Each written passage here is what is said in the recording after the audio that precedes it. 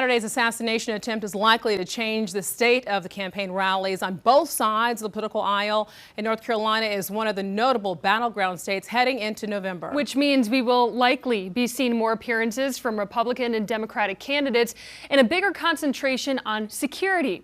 Queen City News anchor Derek Dellinger is live at Uptown. And Derek, you spoke with a former police chief who is now familiar with security planning for rallies and also conventions. So what did he have to say?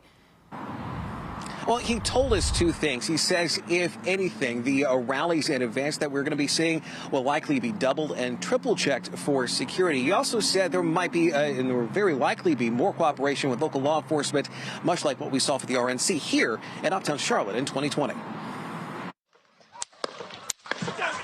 Given what happened over the weekend and given now the focus on election campaigns this week, a lot of eyes are now on how to make everything safe, or safer, as the case may be. The assassination attempt of former President Trump has left some law enforcement veterans, no matter the candidate, shocked. Certainly it was unnerving.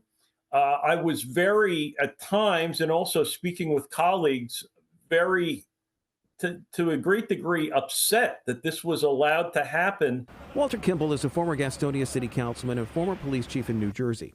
He's been intimately familiar with planning for rallies and conventions, and he says the roadblocks, the rooftop security, and extended perimeters may be the norm for any upcoming political event. That can mean effects for people who don't even attend those rallies and events, which can also mean an all-day effect on traffic and work.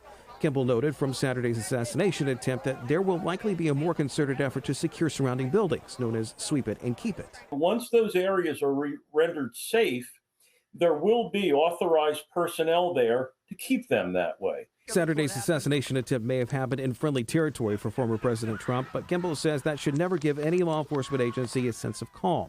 They've got a job to do, and if anything, he believes that job will be more comprehensive.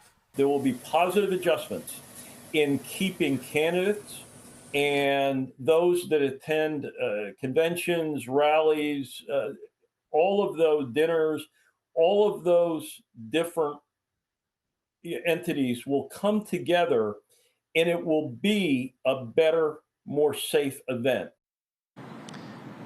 Now, if there is any enhanced security, you likely won't be actually seeing it for yourself. Most of what is going to be happening will likely be very much behind the scenes. As Kimball told us, we likely won't be hearing about any more threats until after those threats have passed, especially if they do happen.